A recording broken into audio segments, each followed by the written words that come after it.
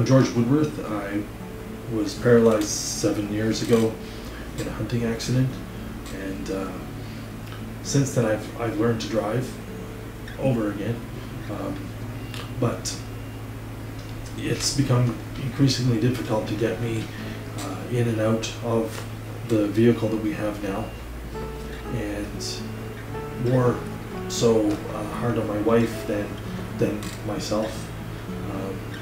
And we would just like to try to raise some funds to get an accessible vehicle. Well, I'm Katrina and I'm George's wife. I am the one who has to put him in and out of the car because he's not able to do it himself. It involves putting him in the vehicle, lifting him into the vehicle, but also taking apart his wheelchair and putting that into the car before he can go. So the chair is £35 and each wheel is? £36. So I have to dismantle it, fold it, take each of the wheels off, which actually involves pushing your fingers into the middle of them and pulling them out, and I have arthritic thumbs, so that is actually making my injury worse because I'm having to pull quite a weight off before I put them in the vehicle. And then we have to stash the chair in the vehicle and then we're ready to go. But then when we get there, I then have to put the wheelchair together and get him out of the car into it.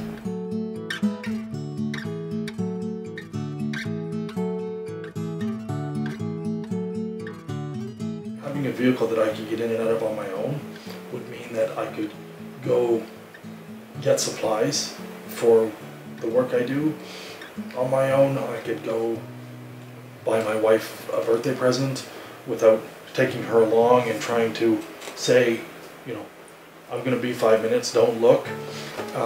You know, I could go buy her flowers or a birthday card or a Christmas card. You just don't think about what the ability to hop in your car and go somewhere and come back on your own, the freedom that it gives you, or if you don't have that ability, how restrictive it is. Well, he was tethered. He was tethered this year. When I was working, you know, when I'm out working, he can't go anywhere. He couldn't come. He wanted to come and see me, but he couldn't come and see me at work.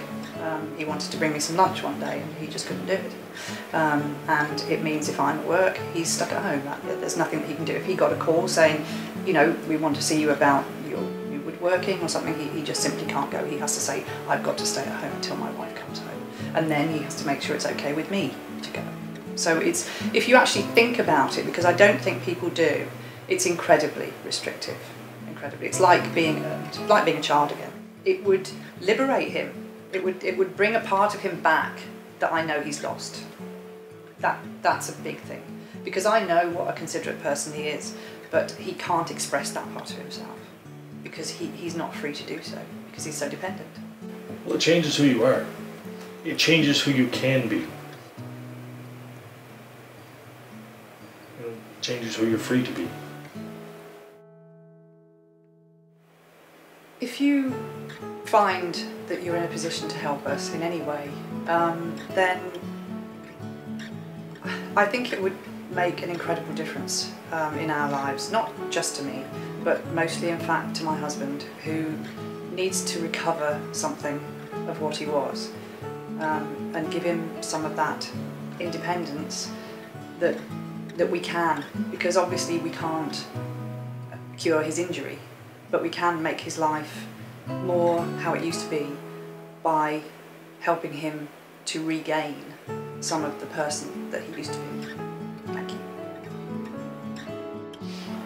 Doing something like this is really out of my comfort zone, because I hate to ask anybody for anything, but I have a real need for independence, and if you could help me with this by donating what you can and what you feel, that would be really, really great. I would really appreciate it. Thank you very much.